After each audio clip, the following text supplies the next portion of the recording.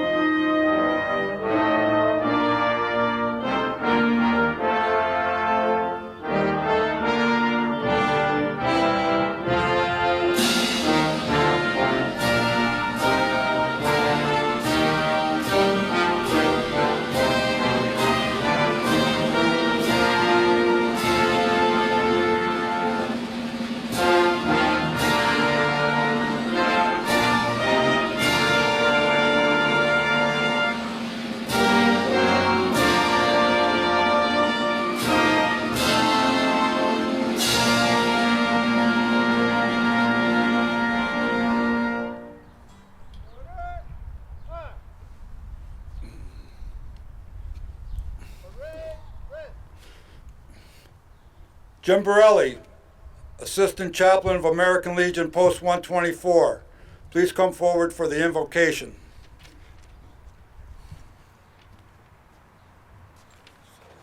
Thank you, Gene. This prayer comes way back when. Actually, the prayer was from George Washington. Almighty God, we make our earnest prayer that thou wilt keep the United States in the holy protection, that thou wilt incline the hearts of the citizens to cultivate a spirit of subordination and obedience to the government, and entertain a brotherly affection and love for one another and for the fellow citizens of the United States at large. And finally, though most graciously blessed, to dispose all of us to do justice, to love mercy, and to demean ourselves with the charity, humility, and pacific temper of mind which were characteristics of the divine author of our blessed religion. And without humble imitation of whose example in these we can never hope to be happy a nation again. Amen.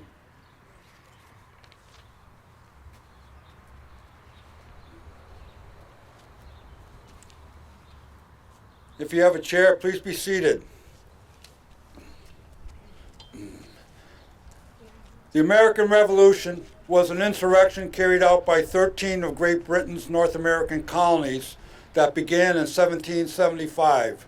The War of Independence followed more than a decade of growing estrangement between the British Crown and a large and influential segment of its North American colonies that was caused by British attempts to assert greater control over colonial affairs after long adhered to a policy of salutary neglect. The Revolutionary War ended with a peace treaty in 1783. The colonies won political independence and went on to form the United States of America. Westfield played a significant role in early American history, for so long a frontier settlement during the colonial wars. Westfield responded to the Lexington alarm and to the battles of Lexington and Concord on April 19, 1775. To the far southeast of this corner of this beautiful park is the Revolutionary War Monument with the names of 56 Westfield residents who served during the Revolutionary War. Recently inscribed on the front is a black slave, Gilliam Ashley.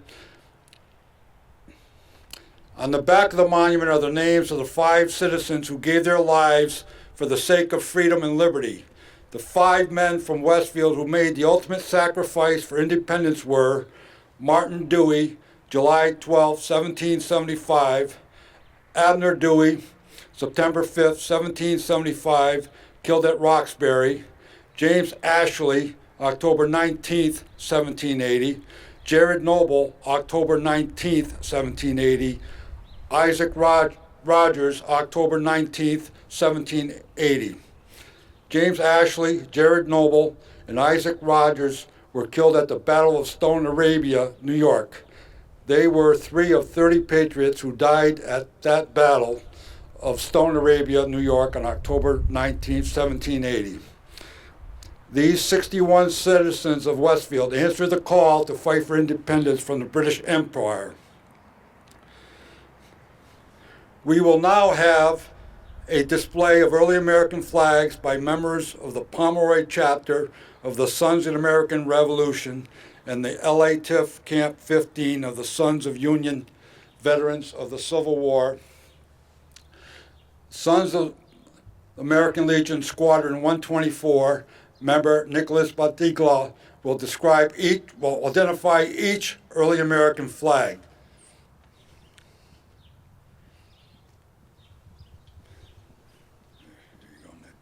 Just the title of the flag. The Bedford flag. The Bedford flag.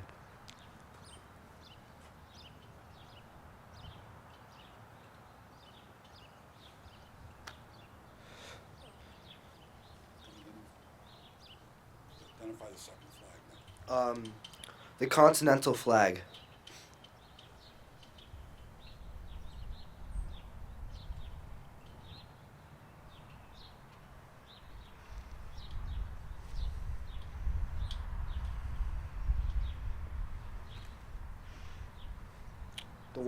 The Washington Cruiser flag.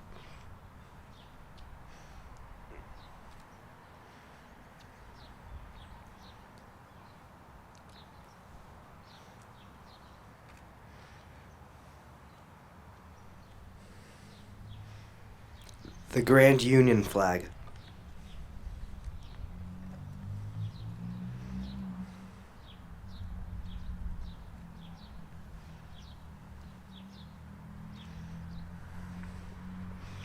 The First Navy Jack flag.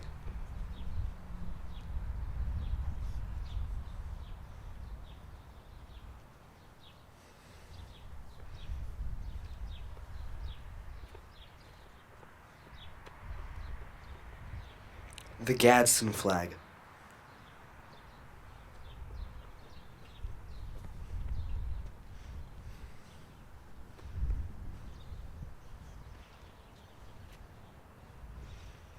The Culpeper flag.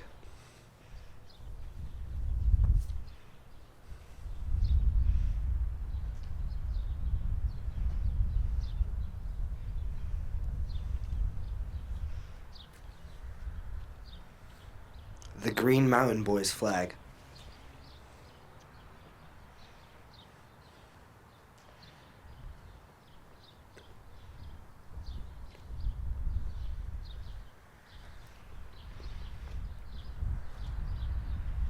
The Moultrie flag.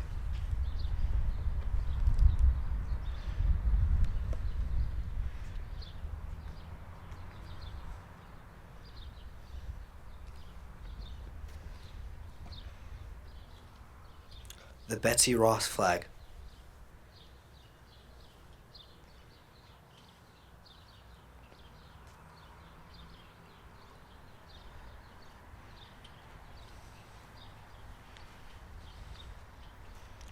The 13-star flag.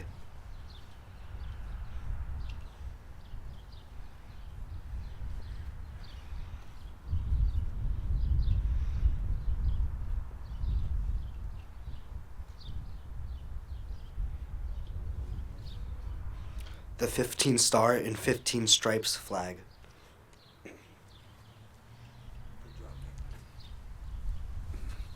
Thank you, Nick. Also assisting is Keith Buckout of the Veterans of Foreign Wars. I would now like to introduce Dennis Picard of Westfield, Massachusetts. Dennis has been a museum professional in the public history field for over 40 years. He is recipient of various grants that allowed him to serve as project coordinator for research and implementation of programs, events at historical sites and museums. Dennis has served as a consultant for many historical societies and museums. His museum experience afforded him the ability to author many articles on the lifestyle and folk ways of New England. He has edited film scripts and reviewed historic novels for accuracy of content. He serves as a member of the editorial board of grants committee of the Country School Association of America. Dennis is a member of the New England Museum Association of Midwest Open Air Museums Associating for Living Histories, Farms, and Museums. It is my distinct and honor to welcome Dennis Picard. Thank you, Gene. I was thinking about, before coming here today, that the last time that I was invited for a Patriots Day program was when Huck Lamb was in charge of it. Anybody remember Huck Lamb? Passed away in 25, so it's been a very long time since I've had the opportunity to be here, and I'm really honored to be asked here today. My subject is actually the Hessians that were here during the American Revolution, and that may seem a little odd, but hopefully when I finish the story, you'll understand why it fits in, especially here in Westfield. Now, on August 14th and 15th of 1776, troops from the German state of Hesse-Cassel stepped ashore on Staten Island, New York. These were the first Hessian troops to arrive in what would become the United States. Eventually, they and their fellow so-called Hessian soldiers would make up 1/3 of the forces that were opposing the American colonists during the War of our Independence. But to begin, who were the Hessians and how did they end up in America, and why, in fact, did they end up in New England, and more specifically, right here in Westfield, Massachusetts? Well, to begin with, what we now know as Germany was at the time in the American Revolution was made up of 39 independent states, each with its own capital and its own rulers.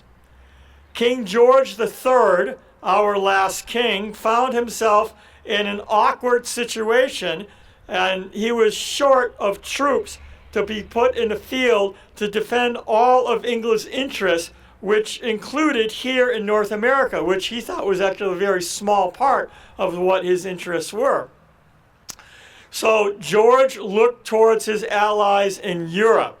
Now remember, King George's parents had been educated in Germany, and they actually spoke German around the house when he was growing up. He also married a German princess, Charlotte of Mecklenburg. Now, the English crown had relied on their political and family connections to the German states all the way back to the 1600s when they first used fighting men from that area. Now, all the troops that came here were not Hessians as such. So where were they from? Well, they were from Hessen-Cassel, as I just mentioned, and that particular principality sent 17,000 troops. Hessen-Hanau sent 2,600 troops. Brunswick sent 5,723. Brandenburg sent 1,040.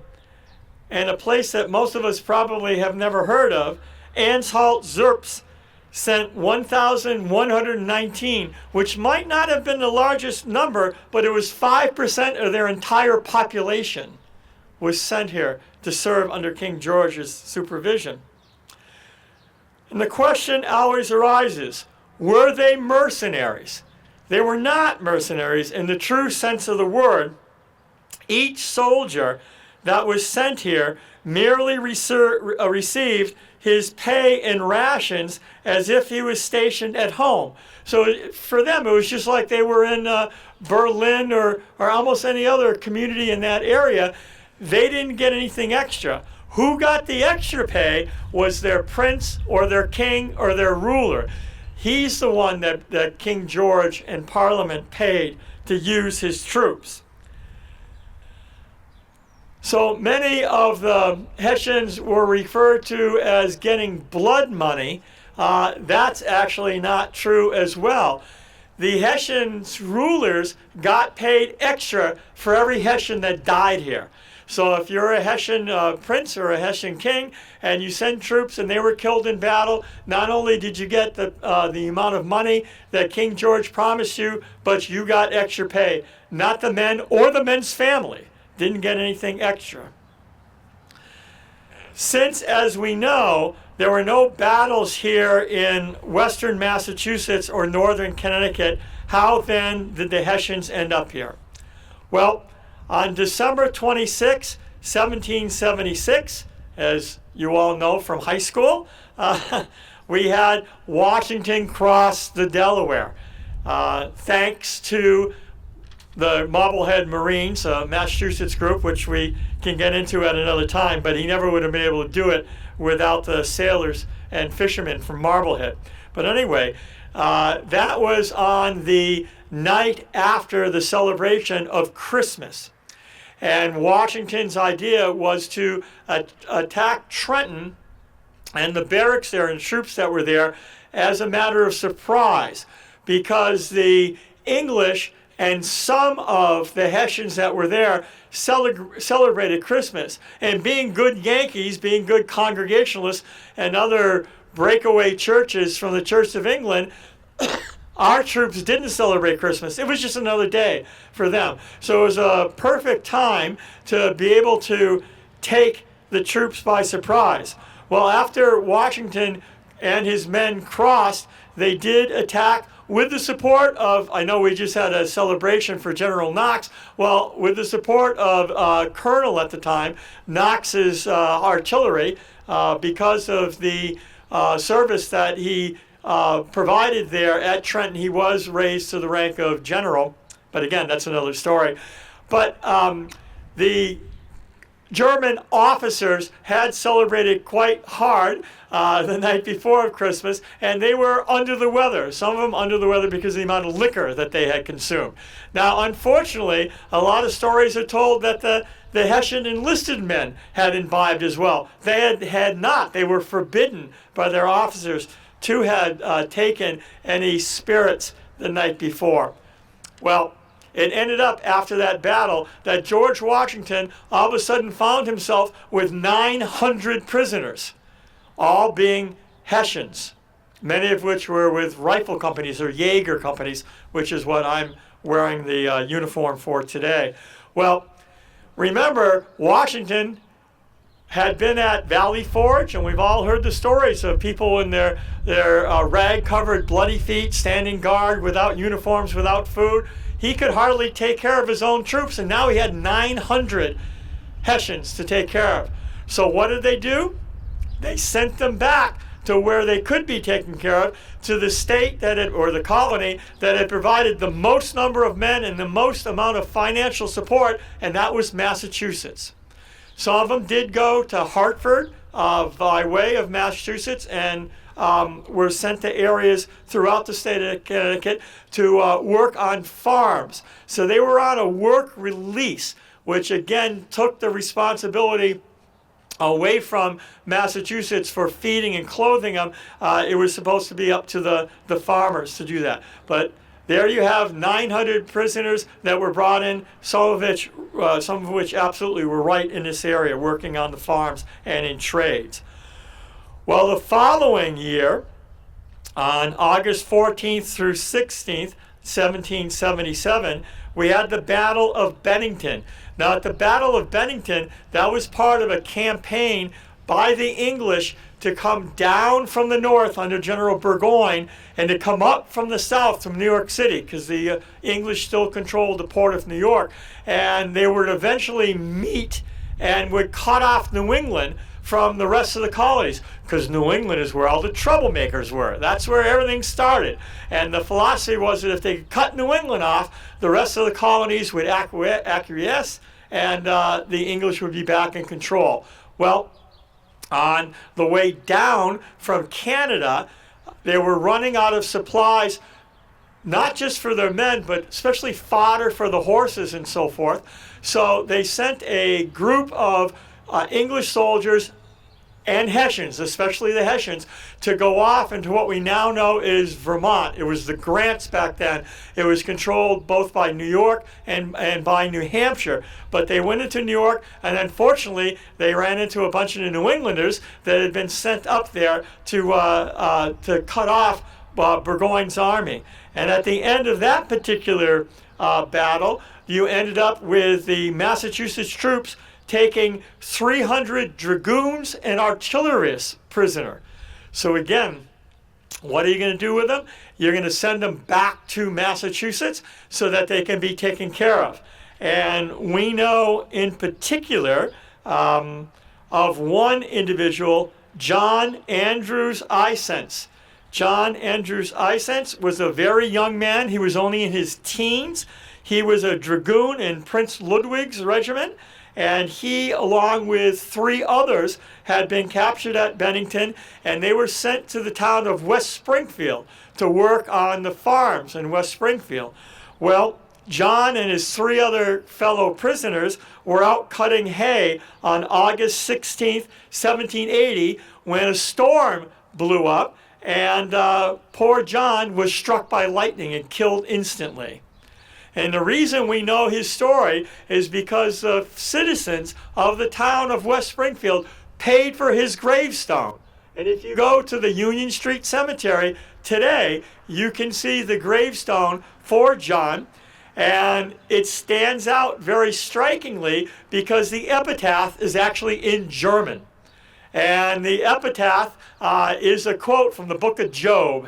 And if anybody's familiar with the book of Job, where poor Job, everything keeps going wrong with him, well, poor John, as a teenager, gets picked as one of the people by his prince to come over here through no choice of his own. He ends up being captured in a battle in which he's wounded. He finally looks like things are looking up. He's working on a farm, and he gets hit by lightning. So the book of Job was a perfect thing to quote on his epitaph.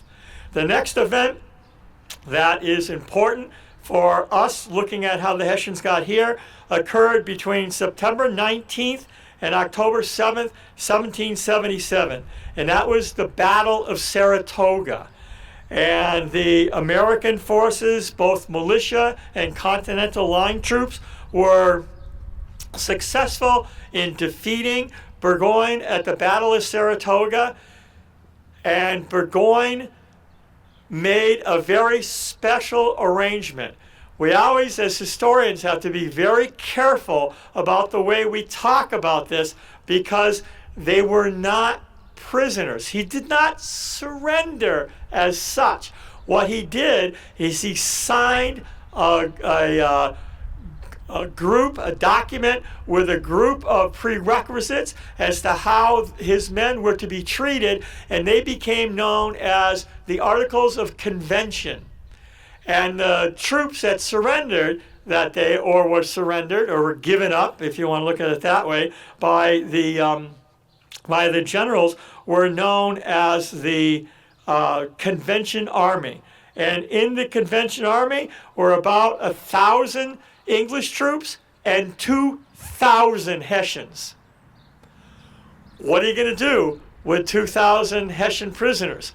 Well, part of the requirements in the convention that was signed was that the men were to be brought to the nearest port, transported back to their homes, and they specifically promised that the men would never return to North America and would never bear arms against the colonies again. Well, you couldn't bring these 2,000 Hessians to New York because that was being controlled by the British. So from Saratoga, New York, what was the closest port that the Hessians could be brought to? Boston. So here's a great idea, folks. Let's have these people walk from Saratoga to Boston.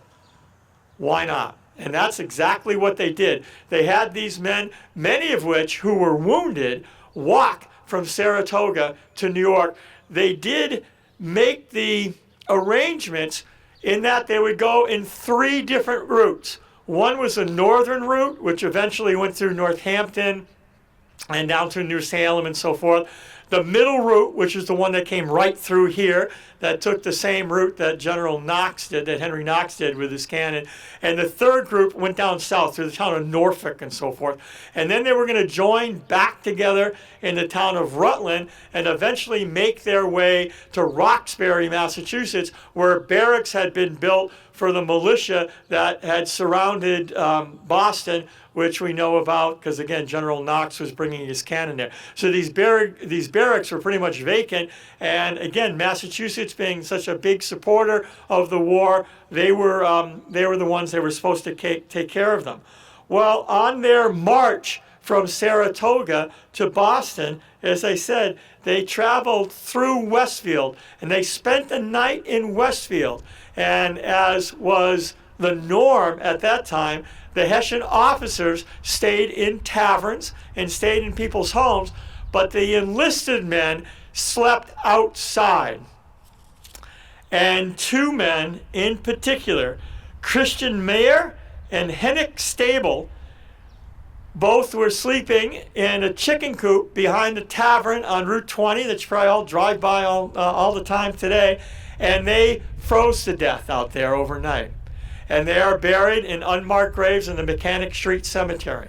So there are 2 Hessians that we know for sure that died here. Others died along the way as well, but they both died of exposure.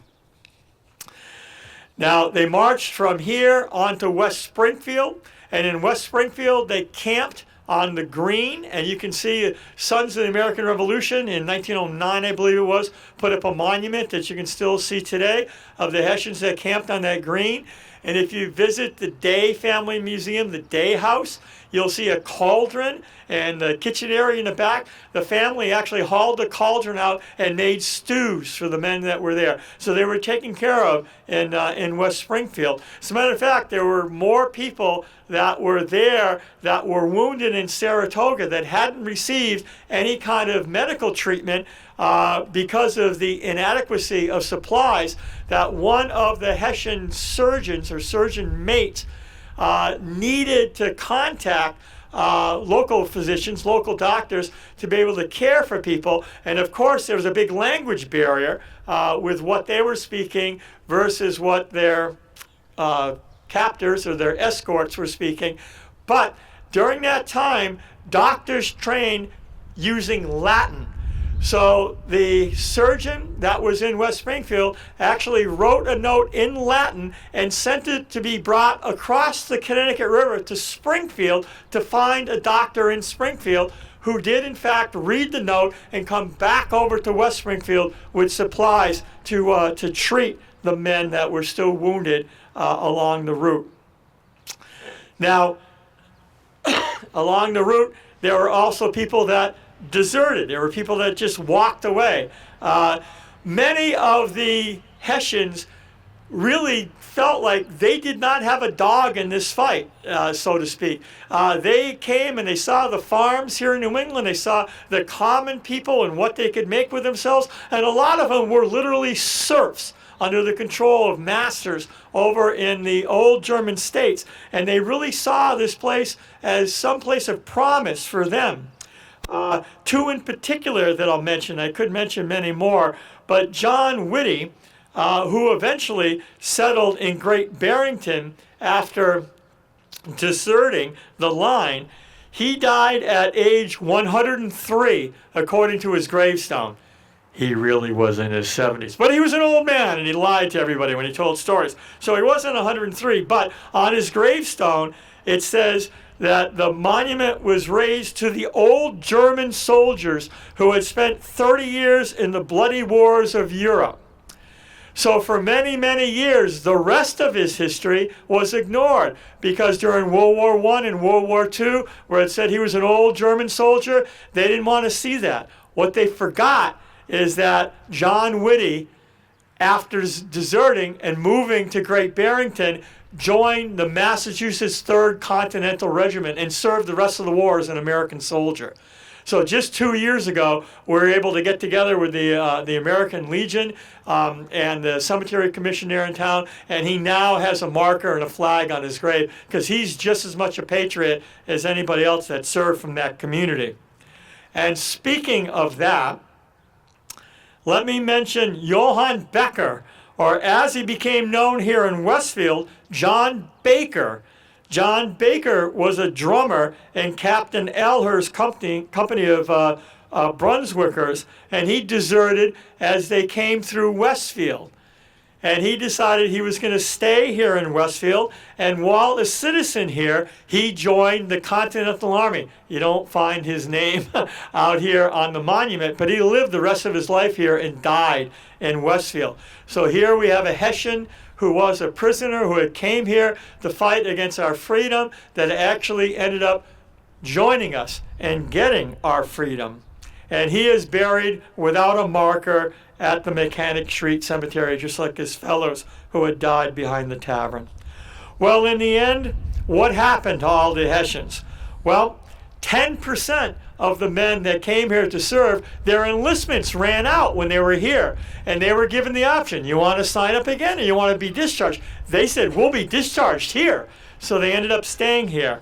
And when the last ships left down from Yorktown after the surrender at Yorktown, 6,000 Hessians stayed here. A lot of them in Virginia, Maryland, and Pennsylvania, but a great number of right here in our particular area. And if you want to learn a little bit more, Thursday night I'll be talking at the Sturbridge Historical Society a little more about the Hessians. But again, thank you for the honor of being asked here today. Appreciate it.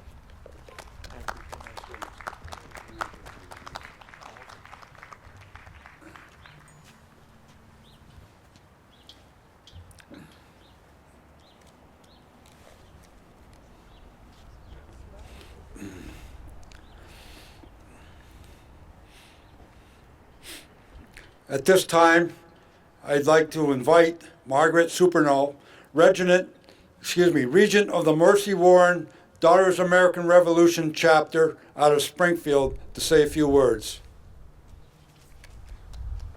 We used to have the General William Shepherd chapter of the Daughters of American Revolution, and he did a lot of things here in Westfield, but unfortunately that chapter no longer exists. So our DAR chapter locally is the Mercy Warren chapter. Welcome, Margaret. Thanks, Gene.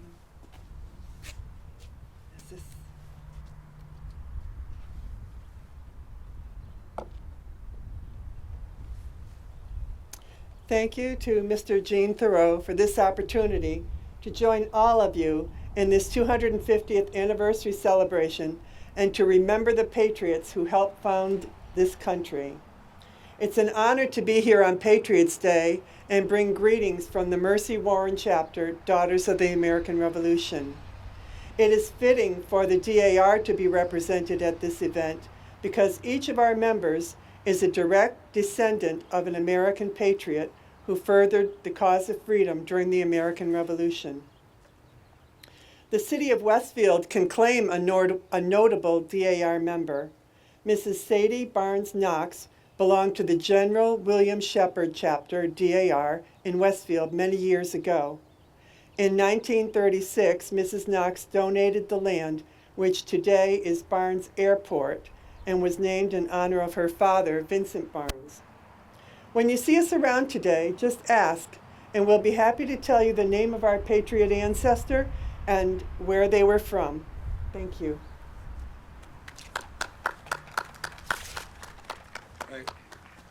Thank you, Margaret.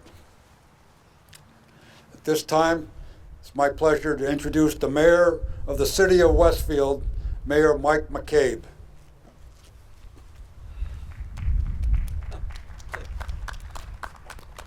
I'd just like to thank everybody for coming here. The 2026 version of Patriots. It's good to see everybody. Thank you for your attendance. I also want to give a special thank you to the folks at the DPW. Gary, I see you over there. Without them, you wouldn't have the beautiful layout and the beautiful conditions that you see today. Thank you very much, everybody.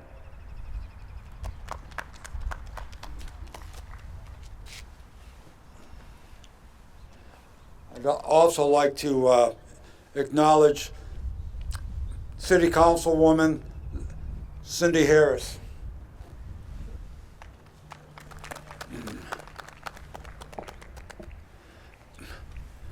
Thank you for the continuous support of our city's veterans and our veterans organizations, remembering where it all began on April 19th, 1775, at the battles of Lexington and Concord.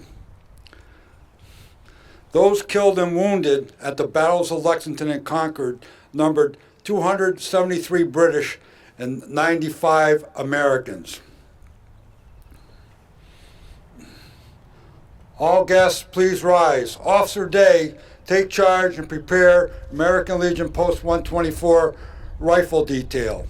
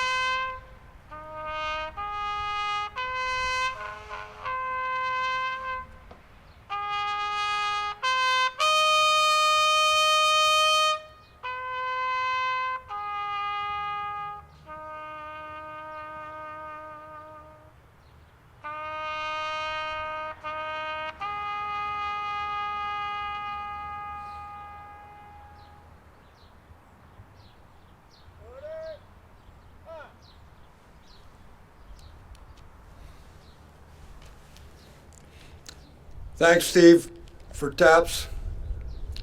Thank you to all individuals and organizations that helped put this ceremony together. Without your time and assistance, this event would not have taken place today.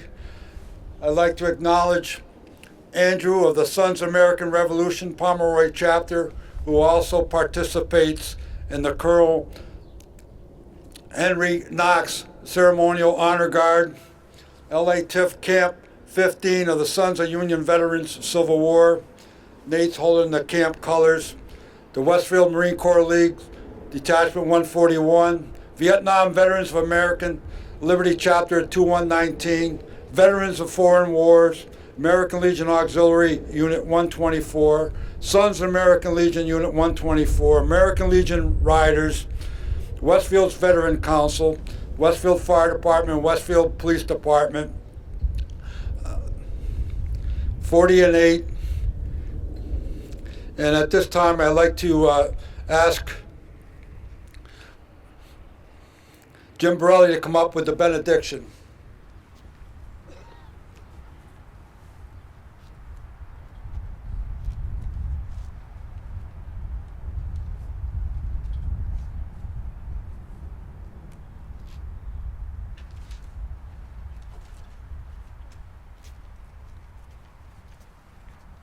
Almighty God, grant your mercies as we part. In the coming days, help us reaffirm our roles as citizens of the United States. Keep before the privations and sacrifices of our ancestors, who really gave themselves in the cause of liberty and democracy. Endow us with the resolve. Strengthen us with pledge ourselves to preservation of the freedoms and bestowed by your hand. Amen. Thanks, Jim.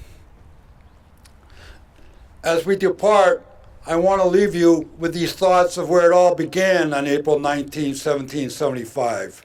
Learn history, understand history, preserve history, make and remember history. On July 4th, 2026, our nation will commemorate and celebrate the 250th anniversary of the signings of Declaration of Independence. The journey towards this historic milestone is an opportunity to pause and reflect on our nation's past, honor the contributions of all Americans, and look ahead toward the future we want to create for the next generation and behind. Officer today, please dismiss all units and gifts.